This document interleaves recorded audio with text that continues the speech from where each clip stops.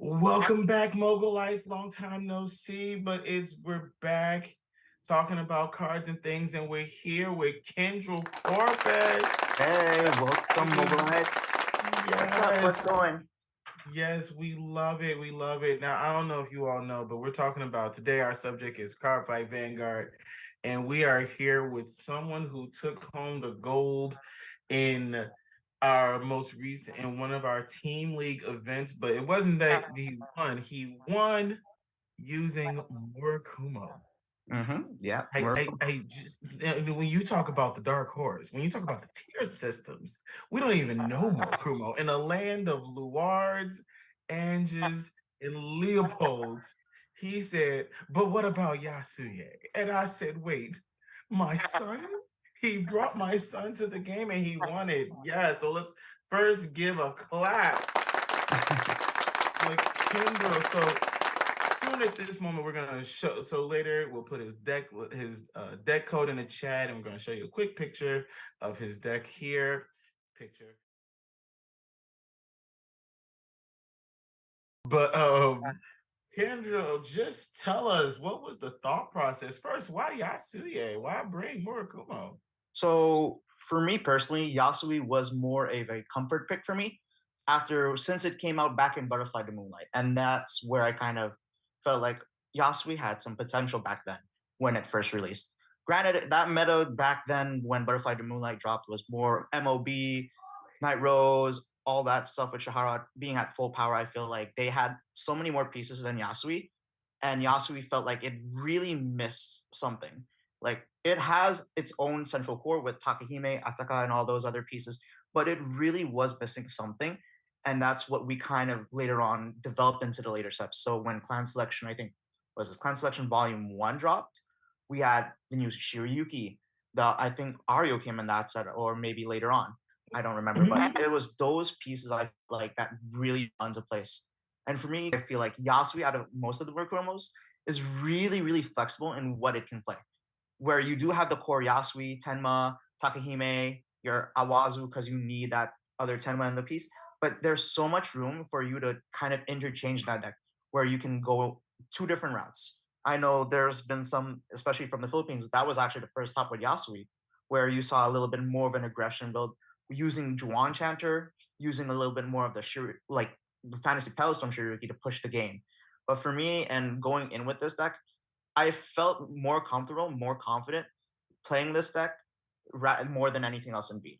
And that I can really just play through a lot of the meta with all the Luards, the Melodies, and all that, and Anges, and all those other decks where I felt like I can see them and I wouldn't have an issue in my general. And that's my thought process through it, kind of bringing that Oh, back in. I gotta so for my thing, I took Yasue to Rosemont Team League, but my build is completely different where I just believed in the power of turtling and farming. So for example, we'll take a picture of my deck list because this isn't about me, but it's about me. But I find it interesting because I think one of the comments that Yasui had when it came out is that Yasui came out in the Force meta, and it was like, well, nothing in Yasui when it came out gave powers. So it was like you weren't ever going to hit those Force numbers. Exactly. And I find that in my personal build, it was like, oh, but I'm going to draw so many cards between just spamming Fright Sickles and using Lady Silhouette and then getting extra axe markers. We just build advantage, build advantage. You won't hit me, and we'll just poke you until you die. Sure, you can finish. Shiryuki is like the mercy of Murakumo. I'm like, oh, that girl's she's not gonna make play of the day unless she's doing something she's not supposed to do. But she will definitely keep us alive. I'm curious though, how do you get through, like, let's say the Luar matchup? Because the Luar matchup is you have a good turn of staring at the crits when there's 3 force markers, then it becomes 5, then it becomes 7 to 9, and then now we get and at 7 to 9, you're just dying. So how do you survive that? So for me with the Luar matchup, it's something that I've played through even back then, especially even before the Ario and all that other good stuff came out for this deck. It's more so that I've really become well adept to that matchup where whether going first or second really does not matter to me. And I would just either punch you in the face to 4 or 5, or at least do as much as I possibly can with Yasui to kind of build a board, build an advantage, especially with their one grade one with the crops, right? Tenma is such a key card in that matchup where you really, really want to keep on that pressure. And I feel like Yasui really wants to keep on that pressure against any of the force matchups, whether it be Anj, Luard, or even Melody. You really, really want to keep on that pressure. Hence why I feel like it's one of the weaker XL decks when you compare it to things like Vanquisher, Favas, where they can easily write back down to their main grade threes. Yasui really doesn't have that liberty to kind of do that. And you really, really have to guarantee yourself that second Yasui, which is what I kind of try to do with what I draw off the One-Eyed Muto and all those other cards to kind of draw, is kind of digging for that second Yasui to rewrite and keep that pressure on. Because once you get rid of certain pieces on that board with Luard, especially that grade one that gives intercept to other grade ones, Luard really has to commit a lot more from hand because they can't really guard on the board anymore. They lose that kind of opportunity to kind of have that nice hand size to go into the next turn and build up and kind of guard you for whatever aggression you have. And they've already expended it even more there. Another card that I kind of also picked up in each of those matchups is a promo card, Benejishi. So what I like doing with those matchups, especially with Benejishi and everything else, is that Benejishi makes me do a weird attack pattern, especially after riding into Tenma, where they will want to guard early, especially with those, and they might save a PG for Vanguard because they fear, especially how I kind of set up the deck, where I might even hit a critical trigger, whether they're at 4 or even at like 5 or anything like that, where they know where they know everything is lethal, especially with the Vanguard swing. So with the Lore matchup is where I kind of play a mind game as well too, because since I do run 5 crits in my build, it's where they have to be wary that I am running a really, really wonky trigger lineup and that I do run crits.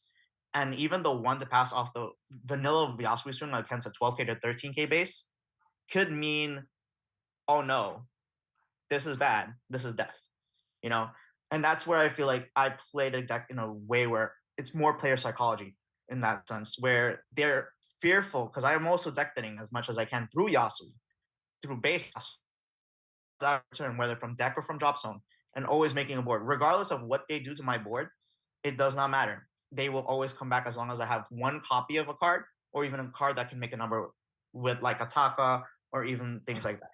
But even so, knowing that, especially now with the 6 flowers and Ario out, and especially in this format, it's that 6 flowers is what I consider my guarantee against a lot of these matchups.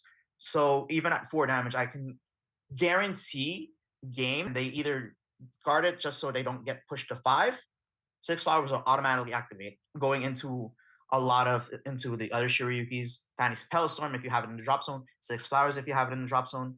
And a really fun interaction I'd like to do is live a first swing if you see to do 6 flowers and call a Shiryuki with that open rearguard circle that Lady Silhouette opened up, and then do more plays to put more pressure, which having the 6 flowers as being more of an offensive and defensive way. Where even if they have the 3D force markers, right, I can 6 flowers one time minus 30k is such a big, big thing, especially in the early turns against Lord, where they're trying to establish pressure against you, and then they lose that automatically on that first grade 3 ride, where okay, there goes that kind of thing, that line of play, a little bit. But also how I managed that. I wasn't I afraid of the mean, war matchup because it's just really, really hard. yeah, Um, no, it's really is I mean, I love that you like battle mercy with Shiryuki because I'm like, oh, that girl is there to keep me alive until it's time to push the kill button, and I'm like, all girls get on the board. We are going for death. I find it interesting because as a Yasui player, I was just so mad because I I did the Shiryuki thing too, melted someone to like they were -2 and then they double damage triggered. I said, well, all right, Satan, I see I have not offered you a goat or something, but like I don't know what that was for, but I I find it interesting because I thought with there was no easier matchup than sitting across another Axel clan. It's like, oh, you have as a Yasuo player, I'm just like, oh, you have chosen death. Because it seems like to me, because Leopold is back in fashion, I'm like, wow. So in Axel fights, I always find it to be a war between who's got the better rear guards, because that's all we're just gonna do. And I'm like, well, my rear guards are swinging. Take your rear guards out after the swing. So I'm jumping you. and then they're gonna leave. And if you choose to try to defend yourself, oh, then the rest of them leave too. Like, or if you just spam 10 months, oh, they're all leaving. So Yeah, yeah, I think like I went against a Leopold player. He doesn't count. He misread, but I went against a Thavas player because I know Thavas is big and popular now, yeah. and because of the Restanding Dragon and it's not Pursuit Assault. Is it Pursuit Assault? I think it's It's Pursuit a Assault. new grade 2 dragon. It's the what's one of those new promos where we can now discard filter for whatever grade 2 that we want. So that promo kind of made an impact with the deck, especially with Tapas, where now they can guarantee a Pursuit Assault because of that grade 2 promo. And then it just does even I can't remember what it does, especially when it's boosted, but I think it does restand itself or restand another column is what I meant. Yeah, and then I laughed because I was like, "Wow, put it to buy me a deck." I don't have time for this. Yeah. I'm not engaging in these conversations. So like, yeah, I melted the Thavas player. I was like, "Oh," he just was like, I just couldn't. I was like, yeah. I went first. You were at 4 before you hit 2. I was like, when you hit 2, I was like, yeah, we jumping people. Like, and I was like, yeah, tuck that too. Call, just jump them. So yeah, I just found Axel matchups to be so drained. I so the Bermuda, because I find Bermuda being this interesting thing. The thing I hate is one of the plans I hate most because, and we'll Oh, get into this in a second, but because I'm like, well, I just don't think I just don't think they ever go wrong with printing Bermuda things. Like it's just like it's just like being the it's favorite child and knowing, oh, yeah. Bermuda is one of those decks that Bushi really, really kind of pushes its limits with it. It's like you do get some new Bermuda decks like Anj and Melody that they really, really push the limit. And I feel like even Melody when it first came out it just felt like it was such a big mistake, especially after the trial deck that dropped in that set and then the following set that came afterwards. Everything just flowed so well, and it became such a heavy melody format that first wave of melody came out, and it really, really kind of stalemated the game where I really just did not like. But then I feel I like now it's kind of like Bermuda really is just eh. yeah, no. I think we'll talk about it in a second, but I am curious on how did you play the Anj matchup, because I went in thinking I knew Anj, and then I see they have 17 different grade 3s that just restand on the side. I was like, so another one. Y'all have another one. I didn't know y'all had another one. Like another grade 3 that restands? Wow. And you're gonna bounce this and call another one from that. Wow. And I'm gonna just deal with this. It doesn't counterblast, it just discards cards. Wow. But you draw cards because they gave you Lisa lot back. Wow. So how did you deal with that matchup? So a lot of the Anj players that I ran into, especially when I go down the rundown, it's kind of a little bit less than I expected. But I expected at least to see a little bit of Anj, Melody, or even Lure. Those Anj matchups it really came down mostly for me. What became the deciding factor for those matchups is seeing those Pearl sisters. The grade 1 and the grade 2 that get plus what give each other power and the Oh extra. yeah, they both can become 20, Yeah, 28 they whatever. become really big numbers. Those I feel like became the deciding factors for that deck. For me, handling Tiro wasn't an issue for me, especially if I kept myself at a low damage and knowing that he will Tiro, and it really came down to what triggers they hit most of the time because they are focused solely on bouncing back their board and then making a really big at least swing off of the Tirua or even extended. Because I know they do use Murtoa, the grade one promo that they got, which was what on play Soul Blast 1, draw Yeah, card, draw card. Both of us call, draw, we both call. so Yeah. that really is another extender that I kind of add I in this was deck. like, But oh it's more so Yoshigi. that I really just pull on more pressure, especially with the Anj matchup. It's just Yasui just has that pressure to kind of keep up with it. And it has a hand power, especially how the way I built it with Muto and everything, where on that first Yasui turn, I will build up enough hand to answer the deck a little bit. And really just have enough filtered enough to where either I kind of expect maybe a defensive trigger or not. If it happens, it happens. But if not, it's just more that I have at least something to kind of a safety net to kind of help me guide that way back to kind of guard especially each of those attacks, especially even at the first launch swing, where it's either a Tiro coming down where it restands at first, depending on if it has a crit or anything, I will take the swing, especially if I kept myself at low damage and the Anj really didn't check anything, and then I just go in the next turn, especially. Because most of the times I usually put my Anj player down, like from both the Anjas I faced in those in my run, they really went to a really high damage count to where Now, if I hit a trigger or a critical trigger, which I don't think they had the knowledge of, oh Lord, I messed up, you know? And that's going back to how I kind of played the deck and how I kind of play that player psychology, where, oh crap, he hit the critical trigger. I'm at 4 damage and I let this happen. And then really, people don't expect that much critical triggers when it comes to Yasuo. They expect maybe 3 or even just full fronts on the Yasuo and with eight draws or 4 draw triggers, draw PGs, which is why I kind of consider this build really, really kind of like really risky, especially with the hand size. I kind of usually end up after guarding everything, where it's really not as big. But I really, really feel like this is the way I kind of like want to play the game, to where, okay, I will defend as much as possible against you, but then whether my next turn becomes explosive or not, it depends on what I draw, and whether I survive or whether you survive. Both of us are at a stalemate where either one of us can still win the game, but we're so behind in terms of hand size and everything else that we've become equals at that point, and we're trying to really establish who has the better footing now at that stage of the game. You know, so that Anj matchup, yes, it's very hard. With once the Pearl Sisters come down, it's really really hard. But that becomes a bigger target for me to swing at, and becomes and more so to kind of get rid of it off the board. Because the moment I get rid of at least, because the one thing I do, especially with that scenario, is just have the Tenma swing into one of the Pearl Sisters on the with the any of the weaker Pearl Sisters swing into it. If they guard it, that's a card out of their hand.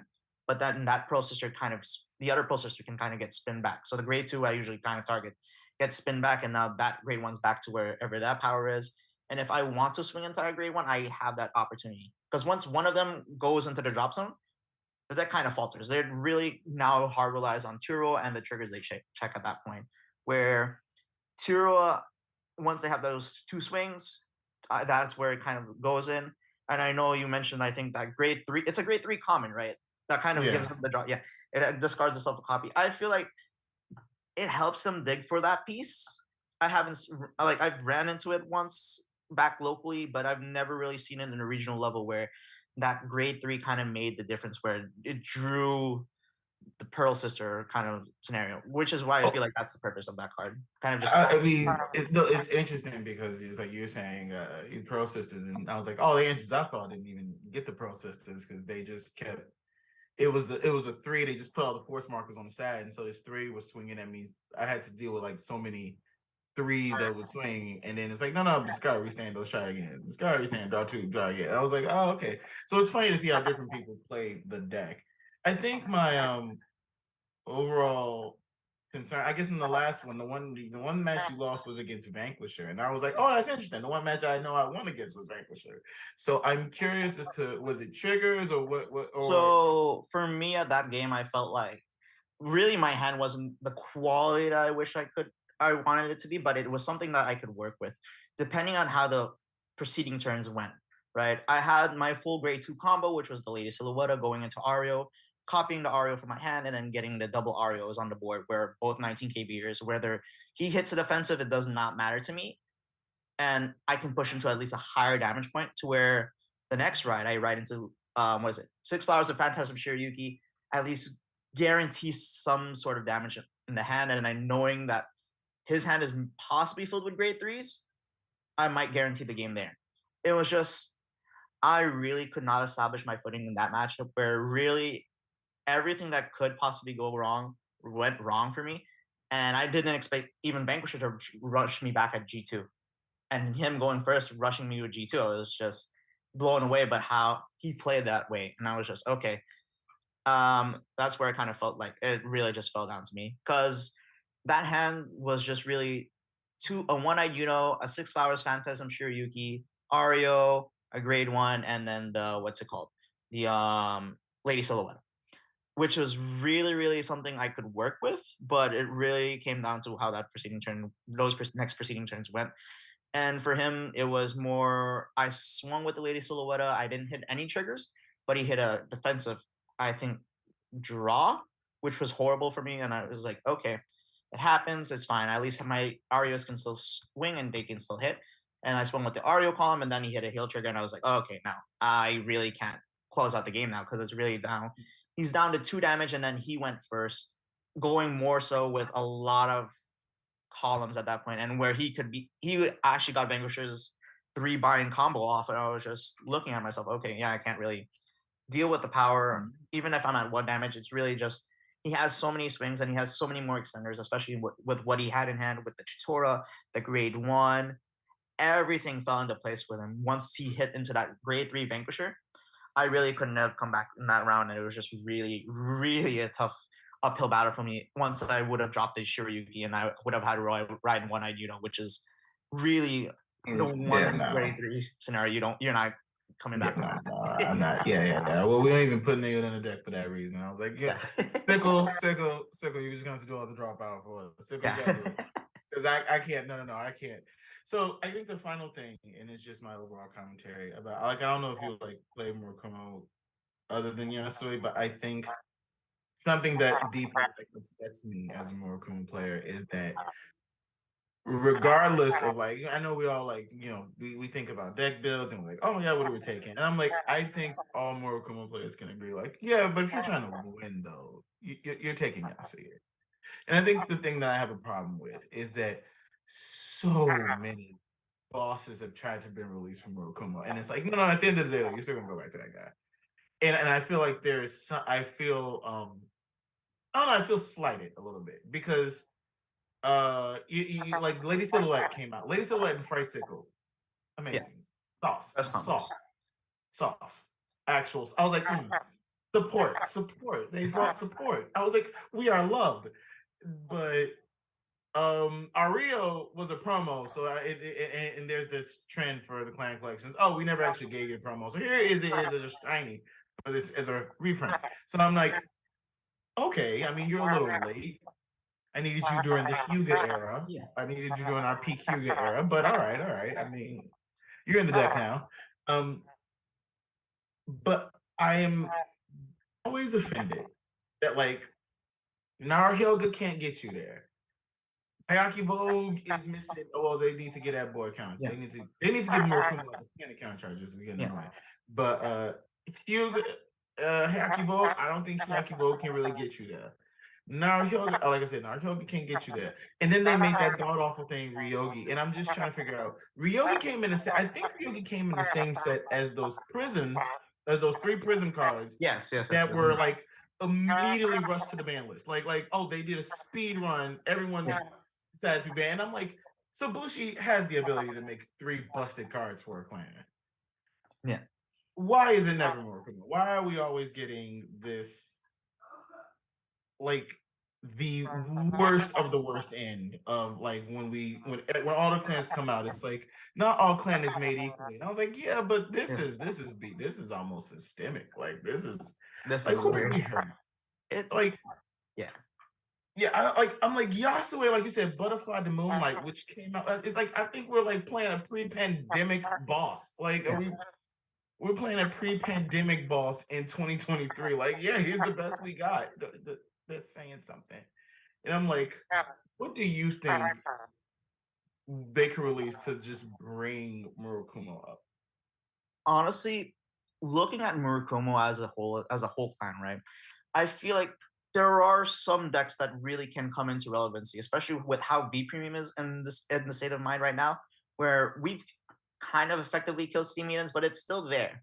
But it's more so how they play the deck now with Steam Maidens, and seeing how, especially my teammate in the fourth place player, who is another teammate of mine that we've kind of figured out Steam Maidens how to kind of play the deck a little bit more, and it's just more so I feel like like playing Murukumo as a whole, as a clan, there are some decks I feel like that can come into relevancy, especially in today's meta.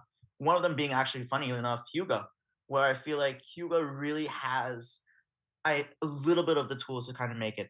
You have Ario, which can make itself bigger regardless of what's on the board.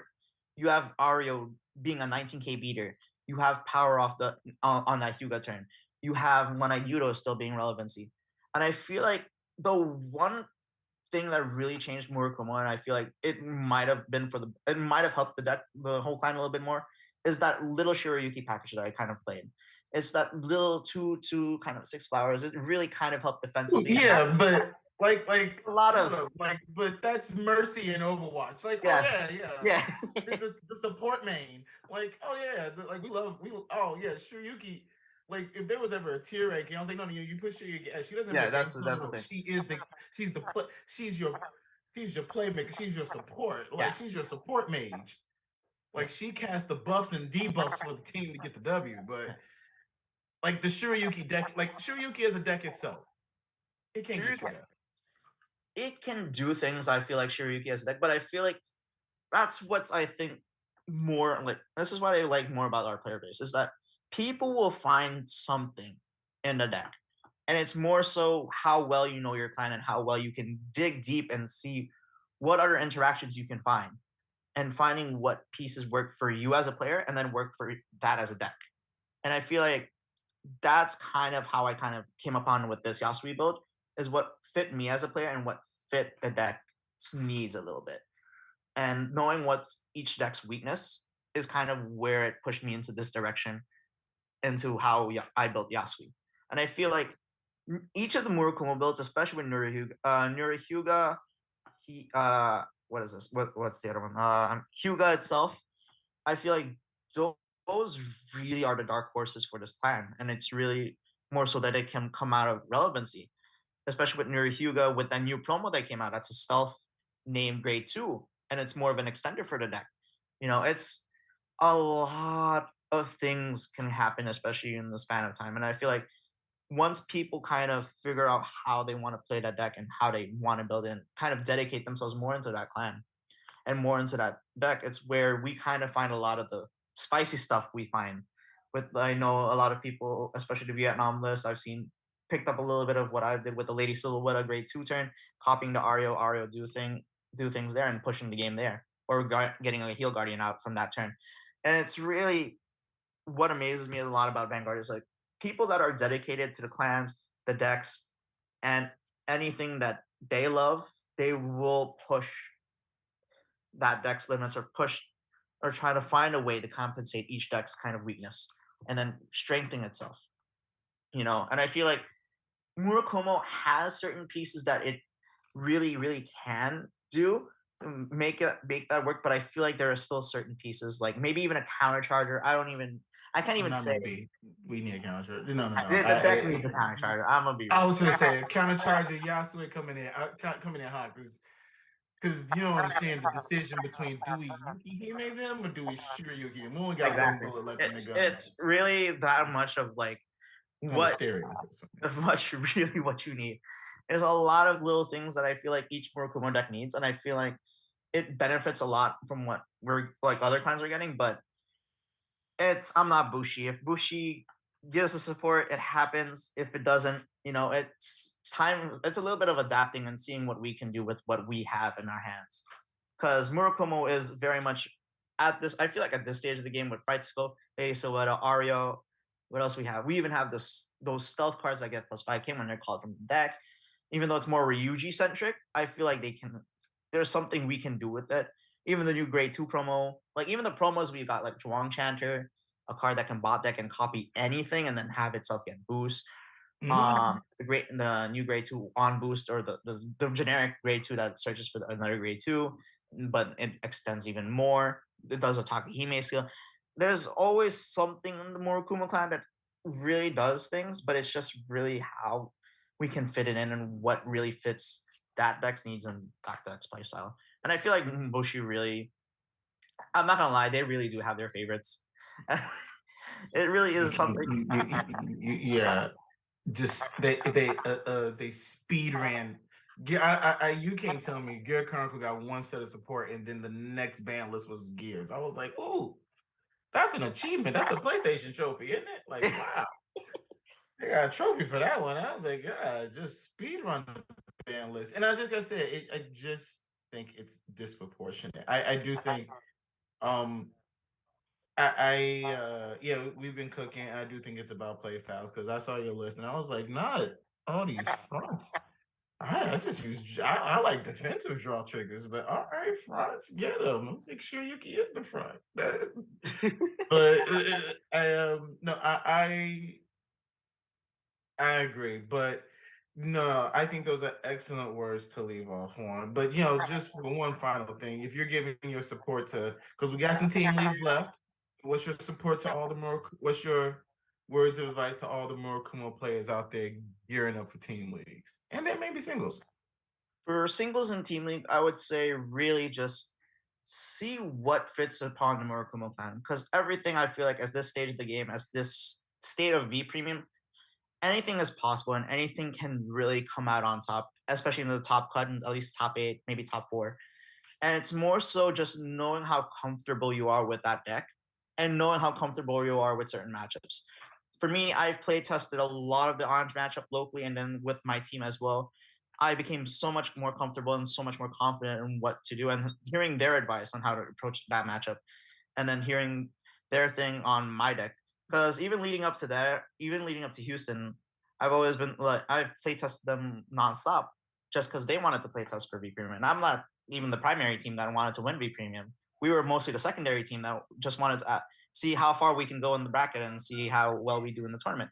We weren't expecting to win it, but seeing Team One where they ended up in and then how we ended up, it was a little bit of a little karma thing. It was funny because I know the day before they were saying, "Oh, what does this deck do? It doesn't do anything. It's trash." Don't let those words kind of hinder you, and just show them what you can do and what the deck can do. And I feel like that's where it all falls into place, and you just keep pushing forward. And it's really finding those little interactions, like Lady Silhouette turn two with Ario. That's an interaction that I kind of figured out and picked up, rereading everything in that card pool, seeing what it can do, and then applying it into each gameplay. Right? There are some scenarios you want to see that, and some scenarios you will get that. Other scenarios you just have to play through what you have to play through, and it's really this is more of me as a player. I like being put into in a going first situation and going second situation.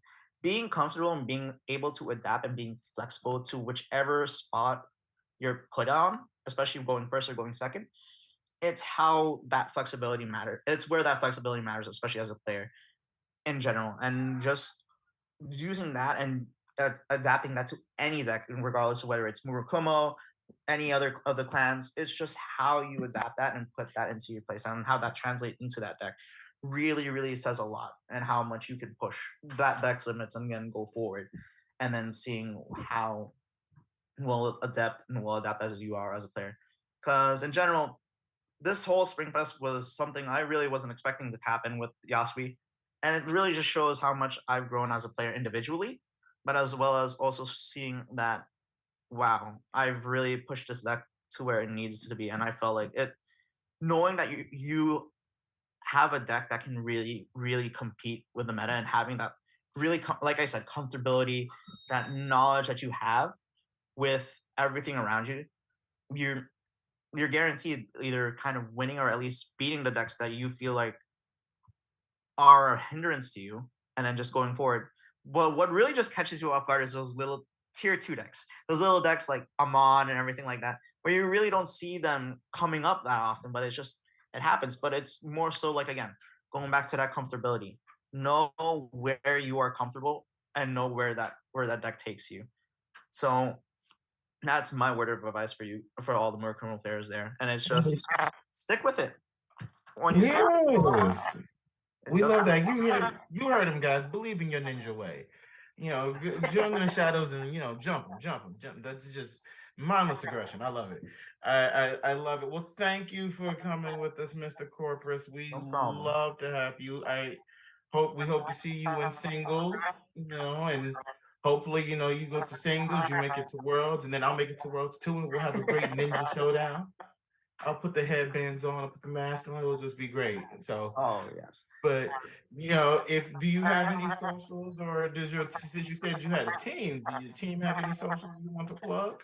If anything, I would say if you guys really want to see more of my gameplay, especially the team's gameplay and especially our local scene's gameplay, check out Heal on Six, our actually whole community's channel, Heal on Six, where we do post a lot of different content, a lot of finals games from our local scenes, each and every other local scene here in New York. We have One Piece, a little bit of Digimon, and a lot of Vanguard content as well. I know there's another rundown with me. If you actually want the rundown of the deck profile as well, that's gonna come up I hopefully soon. So be on the lookout for that on Helon 6. Oh, well, that's great. We'll be, of course, we'll be putting links in the description, y'all. But thank you, Mogolites, and we'll hope to see you on the next one. Hopefully, it won't be this too be far, but thank you, and